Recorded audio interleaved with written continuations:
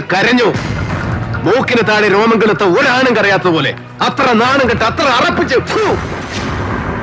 കഷ്ടിച്ച് 8 മാസം service തികച്ചിട്ടില്ലാത്ത പുത്തൻകൂറ്റുകാരൻ IPS ട്രെയിനിയെ പട്ടം കൈവിട്ടു പോകാതെ സംരക്ഷിച്ചെടുക്കാൻ ഡിപ്പാർട്ട്മെന്റിലെ വർഗബോധമുള്ള അപ്പർ ക്ലാസ് ബുദ്ധിശാലകൾ കച്ചകെട്ടി ഇറങ്ങിയപ്പോ വിറ്റ്നസ് സ്റ്റേറ്റ്മെന്റ്സും റിപ്പോർട്ട്സും എന്തിന് ചത്തവന്റെ മൊഴി അടക്കം സകല റെക്കോർഡ്സും കീഴ്മേൽ മറിഞ്ഞു ഒറ്റ ദിവസം കൊണ്ട്. ഒടുവിൽ പെട്ടുപോയത് ഹസൻ മൊയ്ദിനെ കസ്റ്റഡിയിലെടുത്ത സ്റ്റേഷൻ ചാർജുകാരൻ സബ് ഇൻസ്പെക്ടർ നരേന്ദ്രൻ ഒറ്റയ്ക്ക്.